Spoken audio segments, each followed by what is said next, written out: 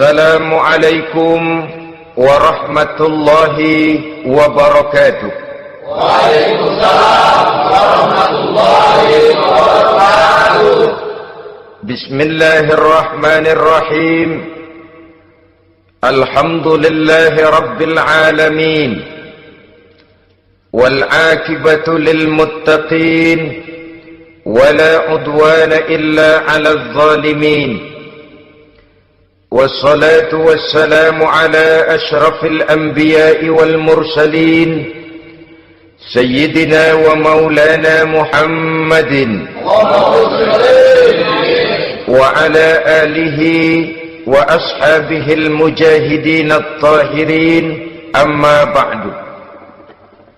Saudara-saudara kaum muslimin rahimakumullah, salah satu kelebihan makhluk bernama manusia, yaitu bahwa Allah subhanahu wa ta'ala menghiasi hidup manusia ini dengan syahwat, atau yang lazimnya kita sebut sebagai hawa nafsu.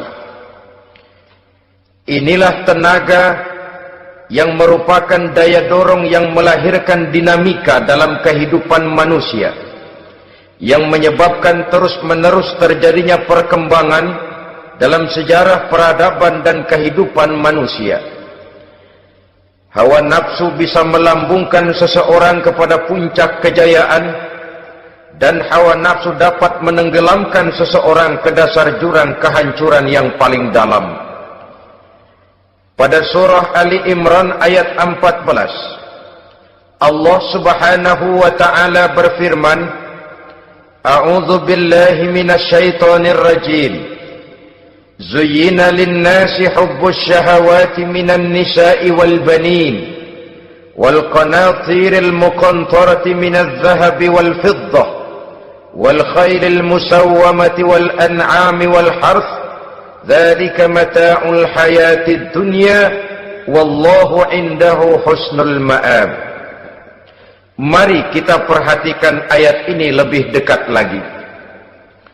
Allah subhanahu wa ta'ala menjelaskan, Zuyyina linnasi hubbus syahawat. Makhluk manusia itu dihiasi dengan hawa nafsu. Dengan kata lain, hawa nafsu adalah perhiasan. Manusia tanpa hawa nafsu sama saja dengan orang yang tidak berhias, monoton, tidak mempunyai perkembangan dalam gerak kehidupannya. Tetapi kalau hawa nafsu adalah perhiasan, maka jika kita berbicara soal perhiasan, ada dua hal yang harus menjadi catatan pokok. Pertama, kapan satu perhiasan boleh kita pakai? Yang kedua, di mana perhiasan itu harus kita pakai? Kalau saudara berdandan rapi, pakai sepatu dengan kaos kaki, celana, jas, pakai dasi segala macam, tapi itu saudara lakukan pada saat saudara akan pergi ke WC, maka saudara sudah memakai perhiasan tidak pada waktu yang tepat. Begitupun sebaliknya, kalau jam tangan saudara pakai di kaki, kopiah saudara pasang di kaki, lalu sepatu naik ke atas jidat, maka saudara memakai perhiasan tidak pada tempatnya yang tepat. Demikian juga sifat yang bernama nafsu.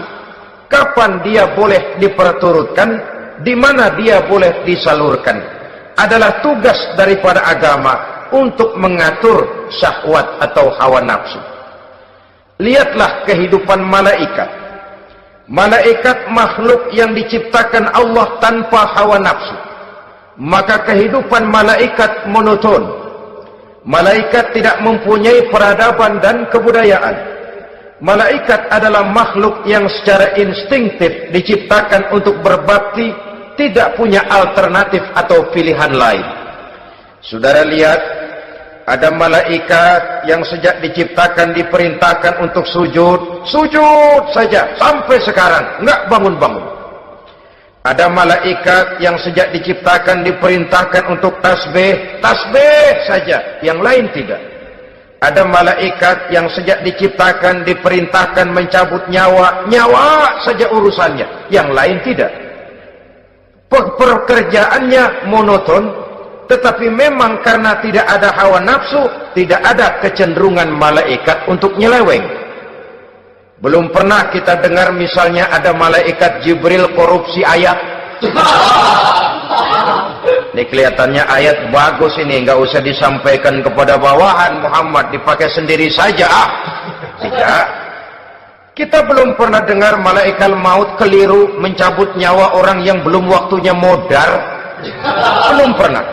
Malaikat itu ibadun mukramun, la ya'sunallaha fima amarahum wa yaf'aluna ma yu'marun. Maka kehidupan malaikat adalah monoton. Dinamika tidak ada, peradaban dan kebudayaan juga tidak ada. Andai kata bumi dan seluruh isinya diserahkan kepada malaikat untuk mengisinya, barangkali saudara tidak akan pernah kenal jembatan Semanggi, saudara tidak akan pernah kenal Monas, gedung-gedung bertingkat, gedung-gedung pencakar langit. Semua yang menggerakkan itu adalah karena manusia mempunyai hawa nafsu. Nah, kemudian pada kalimat berikutnya Allah memberikan rincian. Apa nafsu kepada apa yang paling menonjol dalam kehidupan manusia itu? Pertama, minan nisa, hawa nafsu kepada perempuan. Ini tentu yang ditujukan laki-laki. Dimanapun saja makhluk bernama laki-laki, kalau dia normal, tidak impoten, mesti suka kepada perempuan. Itu wajar, bin pantas alias normal. Tetapi tadi saya katakan di awal, nafsu kepada perempuan adalah perhiasan. Kapan makainya, di mana makainya, itulah tugas agama memberikan tuntunan dan aturan. Saudara-saudara kaum muslimin rahimakumullah, nafsu kepada wanita dapat mengantarkan seseorang kepada puncak kejayaan, tapi nafsu kepada wanita bisa menenggelamkan seseorang ke jurang kehancuran. Bergantung kepada latar belakang apa yang mendorong timbulnya syahwat tadi. Dengan kata lain, motivasi syahwat tadi digerakkan oleh iman dan ketakwaan, atau semata-mata karena memang syahwat yang merupakan kendaraan iblis. Penyelewengan pertama yang terjadi dalam sejarah kehidupan manusia adalah penyelewengan yang dilakukan oleh Nabi Adam alaihissalam pada saat ia memetik buah khuldi. Kenapa itu dilakukan oleh Nabi Adam? Karena terdorong oleh rasa sayang dan cinta kepada istrinya Hawa. Sebenarnya Hawa lah yang merajuk, Siti Hawa lah yang membujuk, dan Nabi Adam oleh karena syahwatnya kepada istrinya memperturutkan bujukan Siti Hawa itu. Peristiwa Nabi Adam ribuan tahun yang lalu akan terus relevan sampai ke zaman kita sekarang ini. Berapa banyak orang-orang yang karena terlalu ingin menyenangkan istrinya, lalu tidak segan-segan melakukan perbuatan yang menyimpang, baik itu merugikan orang lain, merugikan masyarakat, bahkan merugikan bangsa dan negaranya. Seorang pedagang tidak akan segan-segan menipu, sebaliknya pun begitu. Tidak jarang wanita di dalam kelemahannya bisa menenggelamkan dunia. Seorang suami yang jujur, polos, lugu, sederhana bisa jadi koruptor ulung karena didorong-dorong oleh istrinya. Istrinya barangkali bisa saja dibakar-bakar oleh tetangganya. Suaminya jujur, sederhana, kepala bagian, tempatnya basah tapi melarat. Istri rupanya tidak sabar melihat gaya hidup yang makin konsumtif, persaingan yang makin tajam. Suaminya dikipas-kipasin. Kata istrinya, "Bang, tetangga sebelah kita lakinya pegawai kecil, Bang, tapi gelangnya kayak pelek becak. Abang ini kepala bagian tidak bisa membelikan saya macam itu, percuma lah." Kata suaminya, "Ya bagaimana, Bu, gaji saya cuma segitu-gitunya. Ya namanya kepala bagian, apaan, kayak sahabat dulu." Kalau sudah berpikir ke arah ini, artinya sudah ngipasi suaminya untuk melakukan tindakan yang tidak wajar. Saudara-saudara kaum muslimin rahimakumullah, sejak zaman klasik sampai kepada zaman kita sekarang ini, kita melihat kecenderungan syahwat kepada wanita ini. Julius Caesar yang katanya gagah perkasa, ternyata tunduk di bawah kaki Cleopatra. Napoleon Bonaparte, the Lion of Europe, singa daratan Eropa, luas kekuasaannya, gagah perkasa tentaranya, kepada siapa dia tunduk? Ke bawah kakinya Margaret Josephine. Demikianlah di zaman kita sekarang, kita melihat di Jepang, betapa Perdana Menteri Uno didesak mengundurkan diri dari jabatan Perdana Menterinya oleh karena terlibat skandal dengan geisha.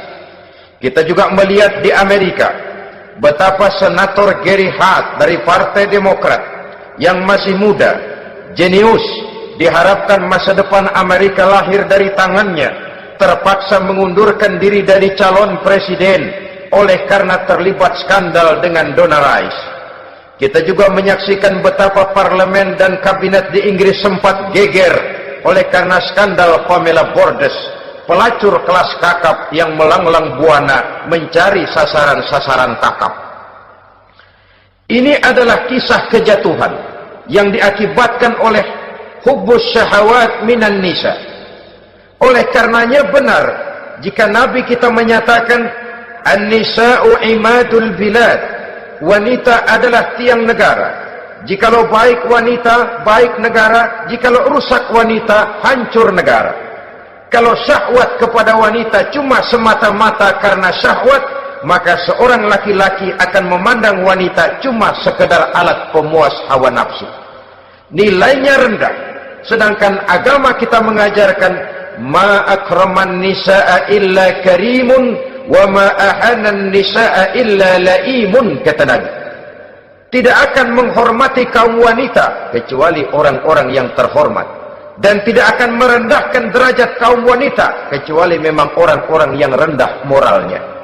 Dengan kata lain, apabila syahwat minan nisa ini dilandasi dengan semangat iman dan ketakwaan, maka kehidupan Rasulullah sallallahu alaihi wasallam sungguh menjadi figur dan contoh dalam kehidupan kita.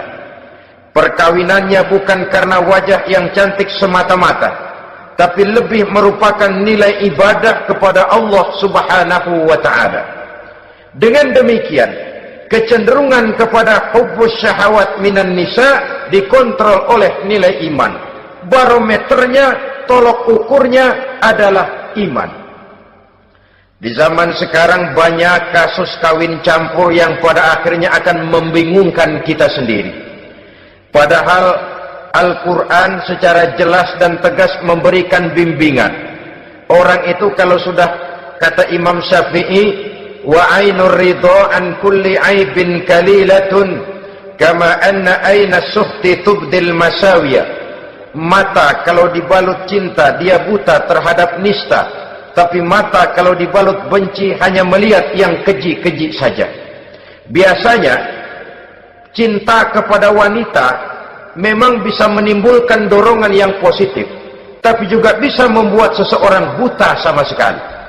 Dorongan yang positif paling kurang dari segi penampilan. Coba lihat lelaki kalau lagi demen perempuan, lenjeh banget kan? Sisiran rambutnya rapi, keriskaan bajunya lancip, sepatunya mengkilat, kantong celananya tebel, perkara anduk isinya bukan soal.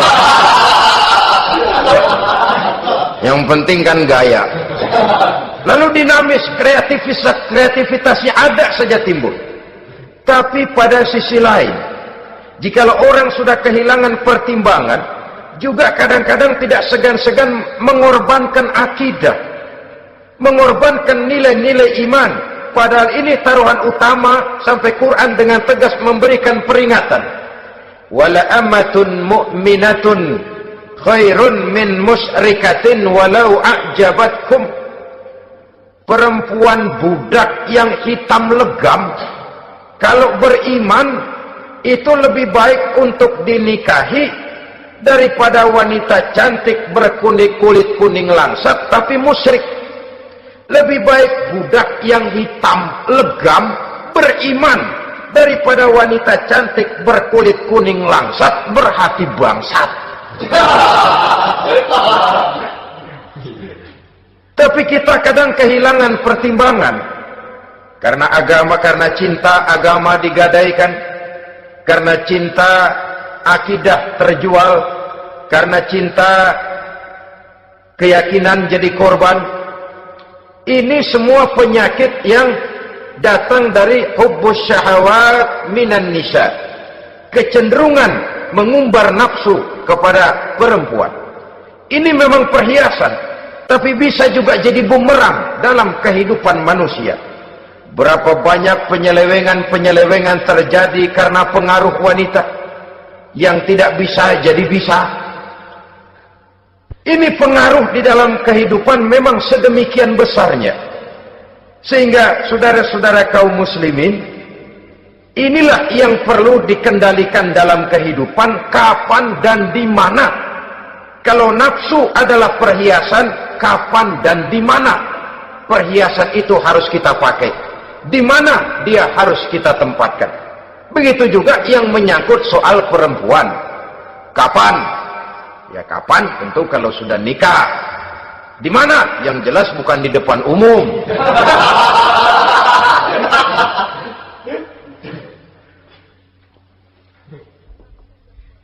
Ini nafsu yang pertama, minan nisa. Yang kedua, wal banin. Dihiasi juga manusia dengan kecintaan kepada banin. Makna banin di sini ay al-aulad, anak-anak laki. Kenapa disebut banin, anak-anak laki? Karena pertama, sering anak laki itu lebih jadi kebanggaan buat orang tuanya ketimbang anak perempuan. Sebabnya apa? Pertama, faktor nasab, silsilah lebih kuat kepada laki-laki ketimbang perempuan. Yang kedua, faktor cita-cita. Orang tua kalau punya anak laki-laki, cita-citanya panjang. Nak, kau nanti jadi dokter ya, nak jadi insinyur ya, nak jadi pilot ya, nak jadi pengusaha ya, nak jadi presiden ya. Tapi kalau dia punya anak perempuan, paling ya nak, mudah-mudahan nanti kamu dapat jodoh orang baik nak, dapat jodoh orang soleh. Saudara-saudara, yang ketiga, anak perempuan itu kalau sudah berkeluarga biasanya pindah kepada lingkungan keluarga lain, sehingga orang berkata punya anak perempuan banyak sebenarnya seperti agen. Artinya ada yang mau bawa, kan gitu. Ada yang minta ambil, ada yang berminat buntel. Paling dia nengokin orang tuanya ya lebaran.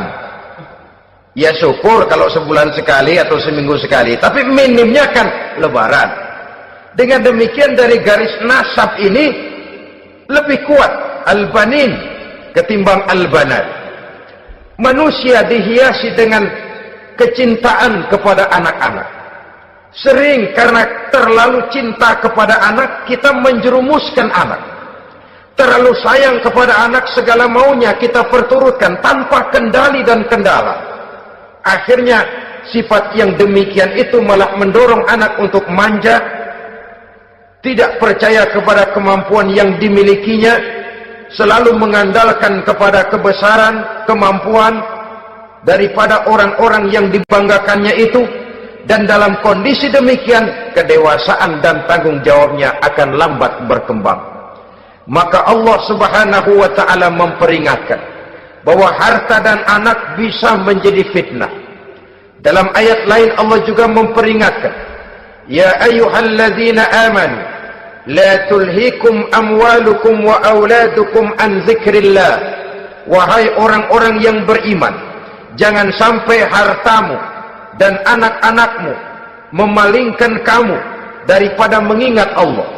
Jangan sampai kesibukanmu kepada anak dan harta benda menyebabkan kamu sampai lupa mengingat Allah Subhanahu wa ta'ala. Berapa banyak manusia yang tenggelam dengan melupakan Allah, jauh dari agama, jauh dari tuntunan syariat, oleh karena disibukkan oleh persoalan anak dan persoalan harta benda. Maka satu-satunya jalan, jikalau kita tidak ingin anak kita sampai memalingkan kita daripada mengingat Allah, nilai-nilai keimanan harus ditanamkan kepada mereka sedini mungkin. Dengan bekal ini, maka mereka, anak-anak kita, insya Allah tidak akan membuat kita orang-orang tua ini berpaling daripada mengingat Allah, berpaling daripada kehidupan beragama. Memang karena anaklah kita orang tua peras keringat banting tulang, pergi pagi pulang sore cari nafkah. Karena anaklah kita orang tua, kepala jadi kaki, kaki jadi kepala.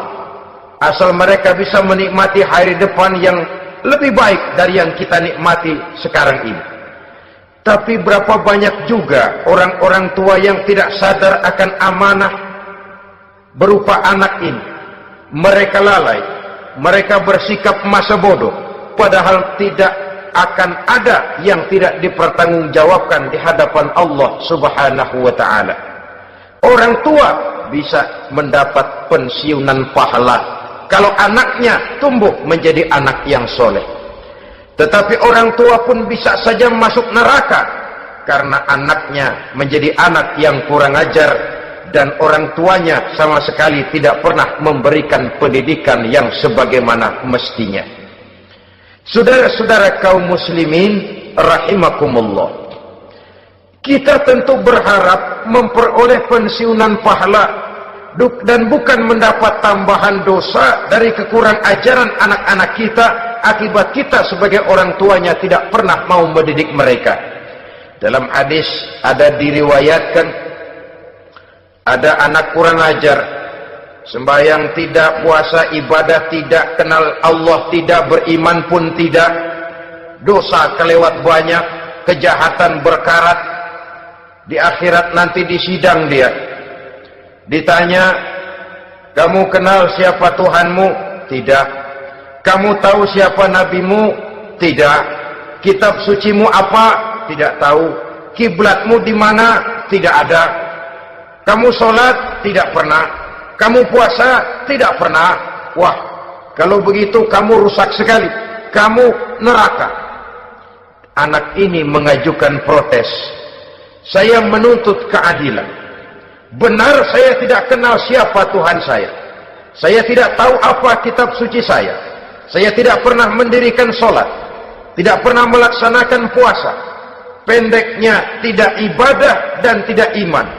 Tapi semua itu terjadi sebab-sebabnya tidak lain karena orang tua saya tidak pernah mendidik dan mengajarkan saya. Orang tua saya tidak pernah mengarahkan saya ke jalan itu. Sampailah saya seperti keadaan yang sekarang ini. Orang tua saya enak-enakan ngaji, saya teler diantepin aja. Orang tua saya memegang kitab, saya megang botol. Dia tahu, dia diam saja. Dia tahu dan dia tidak memberikan peringatan. Karena orang tua saya lah, maka saya jadi seperti sekarang ini. Kalau saya harus masuk ke dalam neraka, saya menuntut keadilan agar orang tua saya juga ikut bersama saya gabung ke dalam neraka. Orang tuanya yang baik-baik dipanggil, sudah mau berangkat ke surga nih orang tua, dipanggil, "Ntar dulu mas, ini dulu." Mau kemana? Gancang banget. Surga pak, nanti dulu urusan belum beres. Ini benar anakmu ini. Dilihat anaknya, iya anak saya ini. Waktu di dunia nggak pernah diajarin ngaji, nggak pernah. Sampai dia nggak kenal Tuhannya, nggak kenal nabinya, nggak kenal kiblatnya, nggak kenal kitabnya. Iya. Dia sembahyang, kamu diam, dia nggak sholat, kamu diamin aja. Iya kali. Kenapa pakai kali? Yang benar ngomong mas. Ramadan dia nggak puasa, kamu nggak tegur, kamu diam saja. Iya. Wah, kamu nggak tanggung jawab. Kamu tahu anak itu adalah amanah. Menyia-nyiakan amanah adalah khianat. Khianat adalah dosa besar. Jadi bagaimana saya? Ya kamu gabung sama anakmu, join ke neraka berdua bareng. Lantaran kamu tidak mau mendidik mereka, anak-anakmu, maka jadilah anak-anakmu seperti sekarang ini. Saudara-saudara kaum muslimin rahimakumullah. Sebaliknya, jikalau anak-anak kita yang kita cintai ini, yang merupakan buah hati belahan jantung, tumbuh dan berkembang menjadi anak-anak yang soleh, yang bermanfaat bagi masyarakatnya, bagi agama, bangsa dan negaranya, kita orang tuanya bolehlah tentram menerima pensiunan pahala. Menerima pensiunan pahala dari kesolehan anak yang ditinggalkannya. Alangkah nikmatnya mendapat pensiunan pahala. Terbaring kita di bawah pohon kemboja, nilai kebaikan kita dikenal orang, nama kita akan tetap hidup. Oleh karena kita meninggalkan anak-anak yang tumbuh menjadi generasi yang soleh, bukan anak yang salah. Oleh karenanya, kecintaan kepada anak jangan sampai membuat kita lalai dari mengarahkan mereka kepada kehidupan beragama. Di zaman sekarang ini, kecenderungan kita mengarahkan anak pun sudah kepada kecenderungan yang berbau materialistis. Maka yang ramai bagaimana anak bisa mengejar program MBA, Master of Business Administration, supaya keluar bisa jadi manajer. Bagaimana anak lalu kursus komputer, supaya keluar menjadi tenaga yang canggih di bidang komputer. Ya, kalau dia perempuan cantik, bagaimana dia bisa masuk akademi sekretaris and management, supaya bisa jadi sekretaris. Atau bagaimana dia bisa masuk sekolah nyanyi, supaya nanti jadi penyanyi dengan tarik suara, uang lalu mengalir ke dalam kocek jutaan nilainya. Maka yang ramai pun hal-hal yang semacam itu. Dalam pada itu, pengajian, kursus-kursus keagamaan, studi-studi klub yang membicarakan masalah-masalah agama, ramainya kadang-kadang kalau bulan Ramadan, dianggap training center. Ya lumayan, daripada tidak sama sekali mah lumayan. Tapi dengan demikian ini kan merupakan bagian terpokok dari kehidupan manusia. Alangkah idealnya jika dia mengantongi gelar MBA, Master of Business Administration, tapi punya nilai iman yang tangguh, ahli komputer, tapi punya keyakinan beragama yang mantap. Saudara-saudara kaum muslimin rahimakumullah, kecintaan kepada anak-anak sering mendorong seseorang untuk menimbulkan sifat nepotisme. Segalanya serba garis keturunan. Sejak ia jalur birokrasi sampai ke dalam kehidupan sehari-hari, nepotisme ini bisa terlihat. Orang kehilangan kondisi objektivitasnya. Mampu atau tidak, soal lain. Bidangnya atau tidak, bukan soal. Yang penting masih ada hubungan keturunan. Maka timbullah tumpang tindih untuk sesuatu pekerjaan yang tidak sesuai dengan kemampuan dan keahliannya. Di desa-desa kita melihat masjid, ketua masjid bapaknya, bendahara anaknya, sekretaris mantunya, Bilal besannya, kul beduk engkongnya. Pokoknya asal masih ada garis keturunan, masuk, tidak minggir. Ini pada akhirnya kurang menciptakan pemerataan kesempatan. Iyalah kalau profesinya, tapi kan jarang yang demikian itu. Kita boleh cinta kepada anak-anak kita, tapi jangan lalu mempergunakan posisi yang kebetulan kita gunakan untuk menempatkan anak-anak kita lebih dari kemampuan yang mereka miliki. Nepotisme yang lahir. Sehingga ini bukan saja tidak mendidik, tapi mengakibatkan terjadinya tumpang tindih. Tidak lagi berprinsip the right man on the right job, bahwa orang harus ditempatkan sesuai dengan keahliannya, tapi kita sudah berpikir subjektif. Ahli atau tidak ahli, asal masih berbau keturunan, ayo silakan. nepotisme yang akan lahir. Oleh karenanya, mencintai anak adalah sesuatu yang merupakan perhiasan di dalam kehidupan. Wajar, tetapi harus kita menempatkannya sesuai dengan semestinya. Ini yang kedua. Yang ketiga, nafsu yang menghiasi hidup manusia itu adalah nafsu kepada wal qanatiril muqantarati minadh dhahabi wal fiddah. Al-qantarah ay al-malul katsir. Kecintaan, kesenangan, nafsu kepada harta benda yang banyak daripada emas dan perak. Ini tentu sesuai dengan situasi dan kondisi. Kecintaan untuk mengumpulkan harta benda yang sebanyak-banyaknya, baik itu berupa emas, baik itu berupa perak. Ini cuma penyebutan beberapa jenis dari kecenderungan manusia kepada harta benda. Bukankah sering dikatakan orang bahwa manusia di dalam berhadapan dengan harta itu seperti meminum air laut? Makin diminum, makin kering tenggorokan, makin haus kita dibuatnya. Apabila watak ini kita perturutkan, maka manusia tidak akan pernah kenal puas, tidak akan pernah kenal cukup. Nabi kita memberikan peringatan, "Lau anna libni Adam wadiyani min zahabin labtagha lahuma thalisan wa la yamla'u jawfa ibni Adam illa turab." Andai kata manusia mempunyai dua buah ladang yang seluruhnya berisi emas, akan puaskah manusia? Tidak, mereka akan cari ladang emas yang ketiga. Wala yamla'u jawfa ibni Adam illa turab. Sungguh mulut manusia ini tidak akan pernah penuh terisi kecuali kalau sudah disumpal dengan tanah. Artinya kalau sudah dia dipendam di liang lahat baru cukup.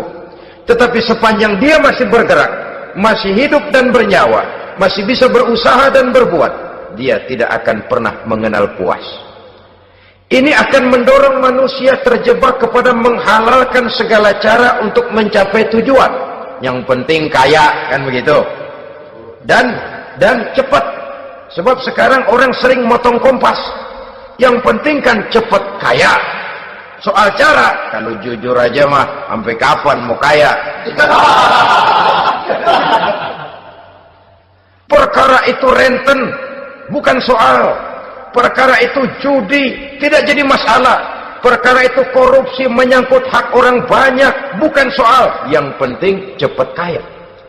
Dan anehnya lagi, tidak malu menumpuk kekayaan dengan cara yang tidak wajar. Ya kan orang hidup bermasyarakat tuh bisa dianalisa toh. Emang usahanya apa sih? Gajinya sebulan berapa sih?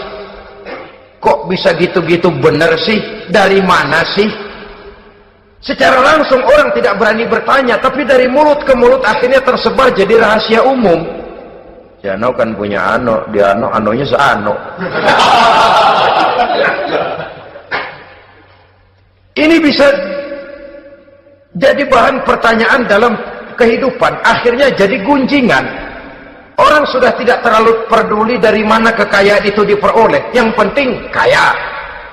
Dengan menghalalkan segala macam cara, terjebaklah ke dalam cara-cara mafia, terjebaklah ke dalam cara-cara yang tidak wajar, tidak bijaksana, memperkuat klik, clean, dengan menghantam yang lain. Saudara-saudara kaum muslimin rahimakumullah, bahwa manusia punya nafsu ingin kaya itu boleh. Boleh.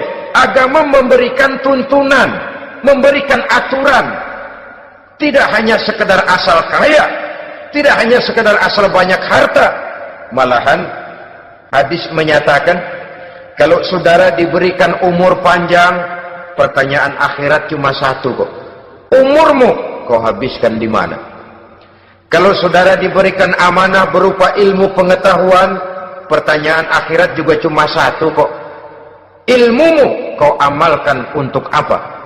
Tapi kalau kita diberikan amanah berupa harta benda, pertanyaan akhirat itu dua. Min aina iktasabahu wa fima anfaqahu. Dari mana hartamu kau dapat, kemana hartamu kau belanjakan. Dari mananya ditanya, kemananya juga ditanya. Depan belakang ditanya. Dan kalau mempergunakan harta untuk kesenangan syahwat, orang berani bukan main. Tapi kalau untuk kepentingan agama, yang hakikatnya untuk kepentingan dirinya sendiri, berat seperti nyabut bambu dari ujung. Orang kalau menyumbang masjid 100.000, itu kan zahirnya memberikan panitia masjid. Tapi hakikatnya kan dia nabung buat dirinya sendiri. Seolah-olah dia cuma berkata, Pak, tolong saya titip 100.000, ini untuk kepentingan saya di akhirat nanti. Silakan uangnya mau dibelikan semen, pasir, kaca, pintu, jendela, silakan. Saya cuma titip, ini untuk saya di akhirat nanti. 100.000, Pak. Zahirnya dia memberikan kepada panitia masjid, madrasah, pesantren, yatim piatu. Hakikatnya dia nabung buat dirinya sendiri di akhirat. Malah tabungan ini bukan SDSB namanya, SDBS. Sumbangan dana berhadiah surga, itu SDBS namanya. Sekarang orang mengejar SDSB, lalu berat mengejar SDBS. Sumbangan dana yang berhadiah surga langsung dari Allah Subhanahu wa ta'ala. Coba kalau dia main golf, sewa lapangan golf itu 400-500 ribu sebulan, paling 4-5 kali main. Beli stick golfnya saja sampai jutaan. Datang panitia pembangunan masjid 100.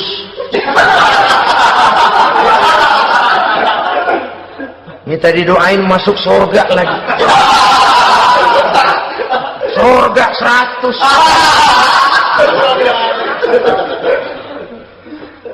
Saudara-saudara kaum muslimin rahimakumullah, kecintaan kepada harta benda yang banyak, baik berupa emas, berupa perak, mendorong orang untuk berlomba-lomba yang Allah peringatkan dalam Al-Quran, alhaakumut takatsur hatta zurtumul maqabir. Kamu telah lalai akibat kamu berlomba-lomba memperbanyak materi dunia. Hatta zurtumul maqabir, sampai kamu dekat masuk ke liang kubur, baru rupanya sadar bahwa perlombaan ini tidak akan pernah sampai ke garis finish. Betapapun jauhnya rally Paris-Dakar, garis finishnya ada.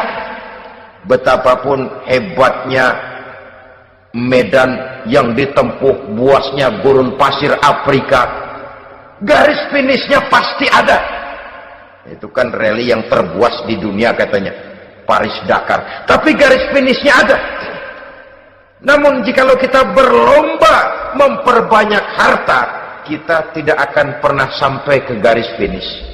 Yang kecil-kecilan aja dah. Kalau orang ditanya, kamu kenapa sih belum mau sembahyang? Ya bagaimana mau sembahyang, Pak, tinggal di Jakarta masih kontrak. Saban habis tahun diubur-ubur yang punya rumah. Kalau punya rumah sendiri walaupun kecil-kecilan, saya mau ibadah, Pak. Ya, diberikan rezeki oleh Allah, bisa bikin rumah walaupun kecil-kecilan, belum juga mau sembahyang. Kok belum juga sembahyang? Iya, Pak, rumah emang udah punya sendiri, cuman kecil, Pak. Atasnya atap, kalau hujan aja bocor. Kalau bisa bikin rumah yang permanen, Pak, tenang, saya ibadah, sembahyang saya rajin. Iyalah, diberikan rezeki, bisa bikin rumah permanen, bagus rumahnya. Lain lagi, iya, rumah sudah permanen, tembok, kubin, cuman isinya belum ada, Pak, perabotannya. Tuh. Kalau punya peralatan rumah tangga yang memadai, tenang, saya ibadah. Diberikan juga rezeki, bisa beli perabotan rumah tangga yang lumayan.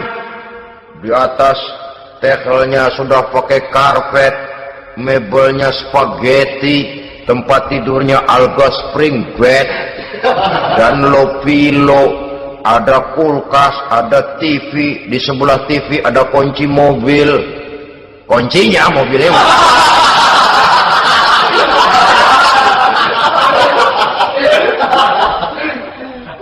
Bagaimana? Sekarang sudah cukup perabotan? Perabotan sudah ada, Pak, cuman kendaraan belum punya ini. Kemana-mana masih ngukur jalanan aja. Kalau punya kendaraan enak, kemana-mana cepet Pak, mau ke masjid juga getap dah, rajin. Diberikan rezeki, bisa beli kendaraan, lain lagi nanti. Sudah punya sepeda, pengen punya motor, kepengen punya mobil, kepengen punya pesawat terbang, pengen punya kapal induk. Sudah punya kebun, pengen beli sawah, sudah punya sawah, pengen punya gunung, sudah punya gunung, laut diborong. Perlombaan materi tidak akan pernah membawa kita ke garis finish, karena sifatnya sangat abstrak, bahkan akan mendorong kita seperti gurita, cenderung kepada penyakit tamak bin rakus alias serakah. Dengan demikian saudara-saudara, bahwa kecintaan kepada harta merupakan nafsu, dan nafsu itu adalah perhiasan, dia bisa menjadi daya dorong positif. Kalau dalam upaya memperoleh harta itu kita tidak akan keluar dari tujuan keridhaan Allah. Saya cari nafkah, tapi yang Allah ridho. Saya ingin kaya, tapi dengan cara yang Allah ridho. Ini kunci yang akan menyelamatkan kita manusia dari perangkap menghalalkan segala cara. Ini yang ketiga. Yang keempat, dihiasi manusia itu dengan nafsu kepada wal khailil musawwamah, kuda yang bagus, kendaraan yang bagus, kuda yang terpelihara. Al musawwamah ada yang mentafsirkan ar-ra'iyah. Ar-ra'iyah itu yang digembalai, binatang ternak, kuda yang digembalai atau kuda yang diikat. Artinya, kalau dulu kan yang namanya tuan-tuan tanah itu baru dibilang bejeger kalau kemana-mana naik kuda. Jet set zaman dulu itu udah kelompok jet set itu kendaraan. Kalau sekarang baby band dah, dulu mah kuda band.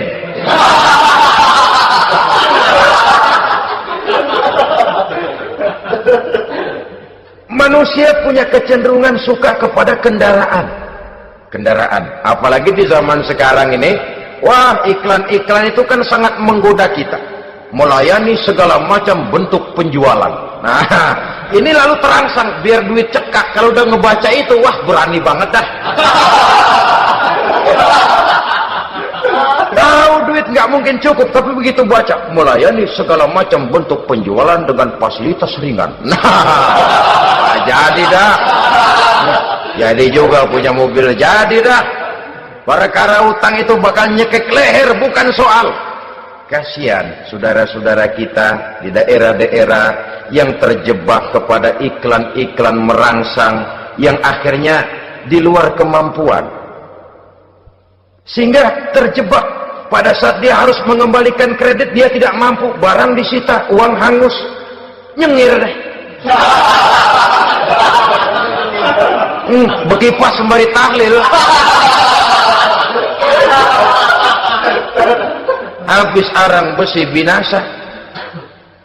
Bahwa kita menginginkan kendaraan yang serba baik, silahkan. Tiap akhir tahun ganti merek, keluar yang baru, ganti lagi. Itu kalau orang yang mampu. Buat kita yang tidak mampu, kenapa tidak bersyukur melihat yang lebih rendah di bawah kita? Alhamdulillah kita punya mobil, tangga kita cuma punya motor. Yang punya motor, syukur kita punya motor, bisa rada cepetan. Tangga sebelah punya sepeda, mana-mana kekejek mulu. Yang punya sepeda, alhamdulillah punya sepeda. Tangga sebelah kemana-mana jalan kaki. Yang jalan kaki, syukur masih bisa jalan. Teman sebelah lumpuh bertahun-tahun. Yang lumpuh, alhamdulillah masih hidup. Tangga sebelah kemarin out, nggak balik lagi. Saudara-saudara, saya pikir menengok ke atas itu perlu supaya ada rangsangan kita untuk maju. Tapi menengok ke bawah pun juga lebih perlu agar kita mensyukuri yang ada dan tidak suudzon, tidak buruk sangka kepada Allah. Apa yang diberikan Allah kepada kita sekarang ini, itulah yang terbaik menurut Allah untuk kita. Saudara-saudara kaum muslimin rahimakumullah, Dahulu ada seorang pemuda, matanya buta. Dia mengeluh, ya Allah, kenapa saya dilahirkan dalam keadaan buta? Apa dosa saya? Apa salah saya? Andai kata saya tidak buta, saya melihat keindahan alam ini, saya lebih akan bersyukur kepadamu ya Allah. Nah sudah, dia berburuk sangka kepada Allah. Satu hari, ini Raja Baduy di pedalaman mengerahkan tentaranya menculik anak-anak muda. Ini Raja Baduy ini kanibal, artinya suka makan daging manusia. Anak-anak muda ini diculik. Yang masih muda-muda ya, kalau kambing muda itu kan di sop rada sedap. Rupanya ini Raja kanibal ini begitu. Anak-anak muda termasuk ya pemuda yang buta tadi itu kena culik. Ya sudah diculik, rawatlah di istana raja ini, diberikan pakaian bagus, dikasih makan serba enak. Sebab apa? Supaya badannya gemuk. Setelah gemuk nanti dipotong di sop legit. Sudah, kerjanya cuma makan tidur, fasilitas nikmat, tidur enak. Dah giliran dapat 1 bulan 2 bulan kemudian, ketika mau diambil anak-anak muda ini, raja sendiri yang milih mana yang disop duluan nih. Sampai giliran anak muda yang buta ini, raja geleng kepala. Yang begini mau buta, dagingnya nggak enak. Ini satu lepas saja, lepas. Saya mau makan daging orang buta, lepas saja. Pulang ini anak muda, batinnya bersyukur, sujud syukur, ya Allah, katanya untung saya buta. Coba kalau saya nggak buta udah habis saya disop. 2 bulan yang lalu dia mengeluh, ya Allah, kenapa saya dilahirkan dalam keadaan buta? Sekarang dalam pulang ke rumah, perjalanan menuju ke rumah, dia berkata, alhamdulillah, andai kata saya tidak buta, habis badan saya disop oleh raja yang kanibal tadi. Saudara-saudara kaum muslimin rahimakumullah. Jadi dengan demikian pola hidup yang konsumtif sesungguhnya sangat tidak mendidik apabila dilatar belakangi oleh kemampuan yang tidak menunjang. Dengan demikian setidaknya mendidik orang untuk berkhayal. Anak-anak muda sama merek mobil ngerti banget dah, punya kagak? Ini BMW model terakhir nih. Nih, kemarin gue ngeliat di sana, gue megang apa?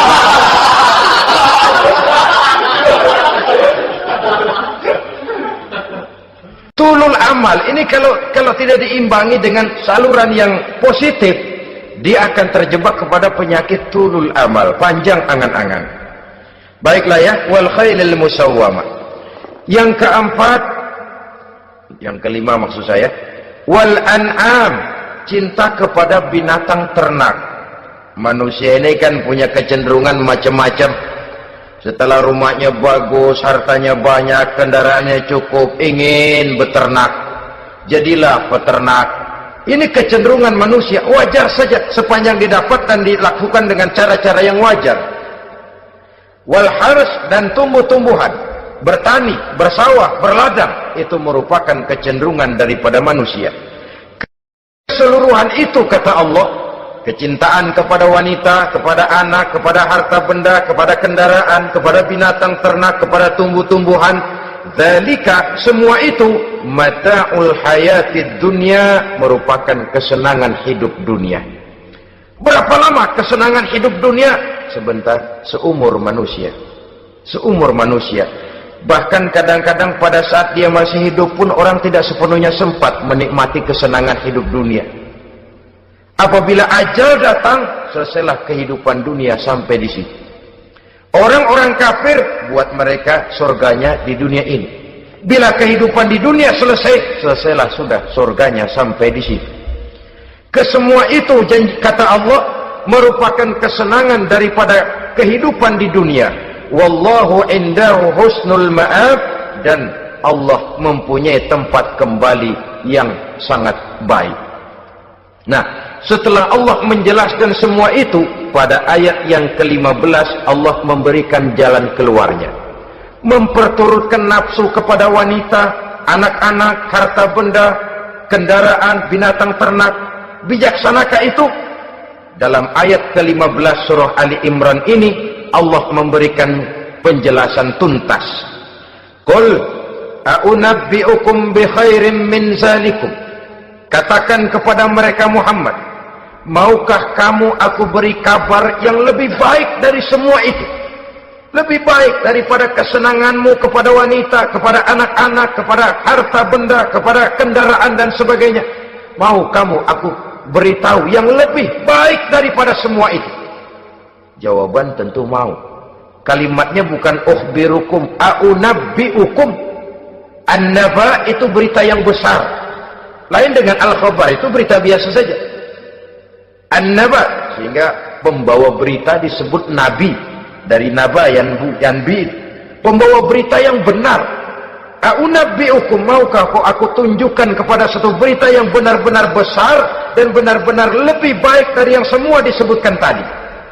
Apa jalan keluarnya? Lillazina taqaw 'inda rabbihim jannatun tajri min tahtihal anhar. Bagi orang-orang yang bertakwa kepada Allah, mereka akan mendapatkan surga yang di bawahnya mengalir sungai. Khalidina fiha, mereka akan kekal di dalamnya. Wa azwajun mutahharah, dan mereka mendapat istri-istri yang suci. Wa ridwanum minallah, dan keridhaan daripada Allah Subhanahu wa taala.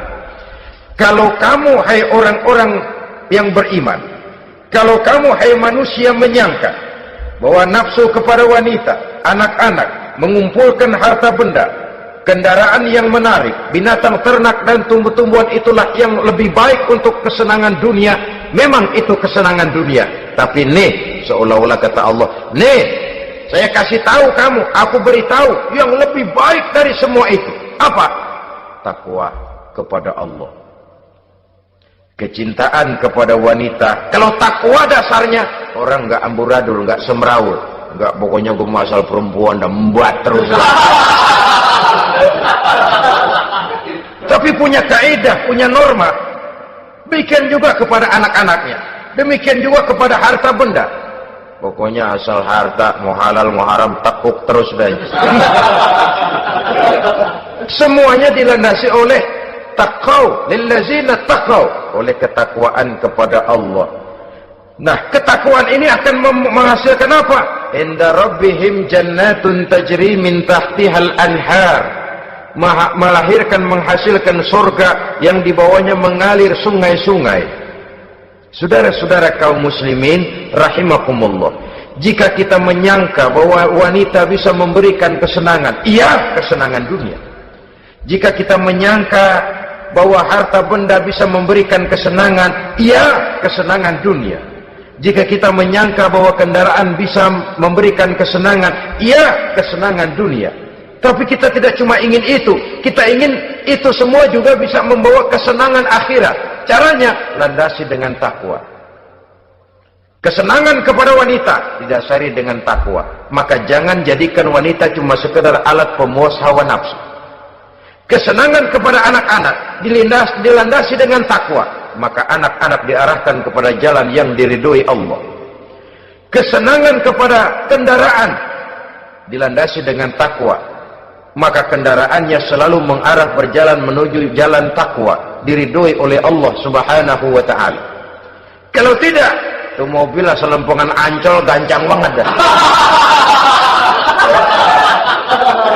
Tapi giliran dihadapin ke masjid, mogok mulu.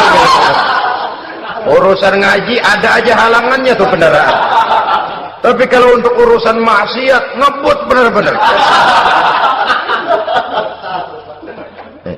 Dilandasi dengan ketakwaan, sehingga dengan demikian tidak hanya sekedar surga di dunia ini, tapi lebih-lebih di surga di akhirat nanti. Khalidina fiha, kekal. Kalau dunia ini kan zillun zail, bayangan. Hari ini kita jaya, besok kita bangkrut. Siapa yang mau menghalangi? Hari ini kita melambung, besok kita nyungsep. Siapa yang bisa menarik?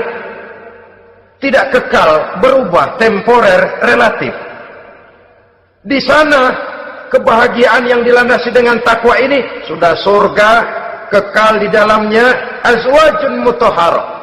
mendapat istri-istri yang suci.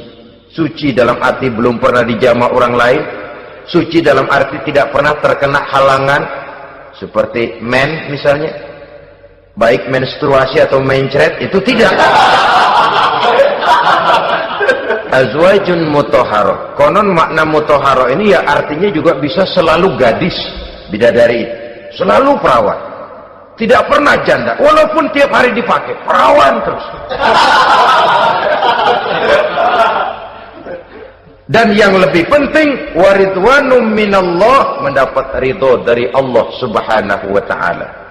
Jadi hawa nafsu dengan motivasi takwa, itulah sesungguhnya yang dikehendaki oleh Ali Imran ayat 14 dan 15. Dengan demikian, manusia dengan ketakwaannya mengendalikan hawa nafsu, dan bukan malah dikendalikan oleh hawa nafsunya. Sehingga dengan demikian seluruh fasilitas yang dimilikinya, baik itu berupa istri, anak, kendaraan, binatang ternak, harta benda, tanam-tanaman, seluruhnya semakin meningkatkan ketakwaannya kepada Allah Subhanahu wa ta'ala. Mudah-mudahan kita bisa mencapai tingkat ini, di mana kita hidup mampu dan sanggup mengendalikan nafsu, bukan malah dikendalikan oleh hawa nafsu. Terima kasih dan mohon maaf. Wassalamualaikum warahmatullahi wabarakatuh. Waalaikumsalam warahmatullahi wabarakatuh.